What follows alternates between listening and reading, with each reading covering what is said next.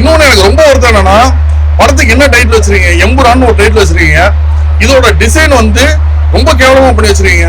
அந்த லூசிஃபர் 2ங்கிறத வந்து 2 வந்து ஊ மாதிரி போட்டு அங்க வந்து எம்புரான்னு வச்சிருக்கீங்க. இது பார்க்கும்போது ரொம்ப ஒரு கேவலமான ஒரு வார்த்தை வருது.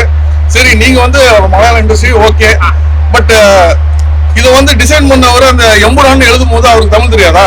அவர் இங்க வந்து ஊ வச்சாருன்னா என்னது வார்த்தை வரும்னு அவருக்கு தெரியும்ல. நீ எதுக்கு இந்த மாதிரி ஒரு கேவலமான ஒரு பப்ளிசிட்டி பண்றீங்க?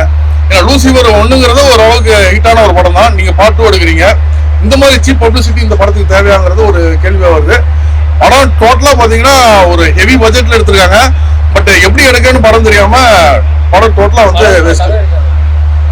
படத்துல ஒரு ப்ராப்பர் கதை கிடையாது. ஒரு இடத்துல ஸ்டார்ட் ஆகி ஒரு இடத்துல எண்டுனா அந்த மாதிரி ப்ராப்பர் கதை கிடையாது. வெறும் பில்டப்பா ஒன்று போகுது. ஒரு பில்டப் வருது, அந்த கேரக்டர் முகம் பண்றாங்க, அப்புறம் மோன்ல வந்து பில்டப் பண்ணி ஒன்று போகுது. அந்த மாதிரி தான். இல்ல, சுத்தமா மலையாள படமே கிடையாது. ஒரு ப்ராப்பரான ஒரு ஸ்டோரி வச்சுதான் மலையாள படம் இருக்கும். அது எதுவுமே இல்லை. இந்த கேஜிஎஃப், புஷ்பா 2 இந்த மாதிரி ஒரு மாசான படம் எடுக்கணும்னு ட்ரை பண்ணிட்டு அது எடுக்க தெரியாதவங்க எடுத்தா எப்படி இருக்கும், அந்த மாதிரி டோட்டல் படம் சொல்லப்படுது. ஆமா, இல்ல ஃபர்ஸ்ட் பார்ட்ல ஒரு கதை இருந்து பூரா அது வந்து பாத்தீங்கன்னா ஒரு இவர் யாரு, மோகன்லால் யாரு அப்படிங்கிற ஒரு விஷயம், ஒரு மிஸ்ட்ரி, அந்த மாதிரி விஷயம் பேக்ரவுண்ட்ல போயிட்டு இருக்கு. அவர் வந்து பேக்ரவுண்ட்ல வந்து நிறைய வேலைகள் பண்றாரு. அந்த மாதிரி நிறைய ஒரு இன்ட்ரெஸ்டிங்கான ஃபேக்ட் இருந்துச்சு. எண்டு கிளைமேக்ஸ்ல வந்து பாத்தீங்கன்னா எண்டு கிளைமேக்ஸ் பார்ட் 1ல கொஞ்சம் சொதப்பிடுச்சு.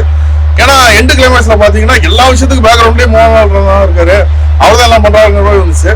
ஸோ அந்த இடமே எனக்கு கொஞ்சம் மைனஸ் இருந்துச்சு. பட் ஓவராலா படம் வந்து எங்கேயுமே லேக் இல்லை. அதுலயும் கொஞ்சம் பில்டப் சீன்ஸ் கொஞ்சம் லேக் இருந்துச்சு. பட் நம்ம ஏற்றுக்க முடியற மாதிரி இருந்துச்சு. இங்க வந்து வெறும் பில்டப், ஒரு ப்ராப்பர் ஸ்டோரி இல்லை. எல்லாம் மாத்தி சீன்ஸ் ஒன்று கொஞ்சம் நல்லா வச்சிருக்காங்கன்னு வச்சுங்களேன். பட் அது கொடுத்த அந்த பில்டப், அதுக்கும் அடுத்த விஷயங்களுக்கான ஒரு கனெக்ட் எல்லாமே வந்து ரொம்ப மிஸ் ஆகுது. தேர்ட் பார்ட் லீடு வச்சிருக்காங்க. அந்த லீடு வச்சது வந்து ஒரு லீடு வச்சு முடிச்சதுக்கு அப்புறம் கூட கொஞ்சம் லேக் மாதிரி வச்சிருக்காங்க.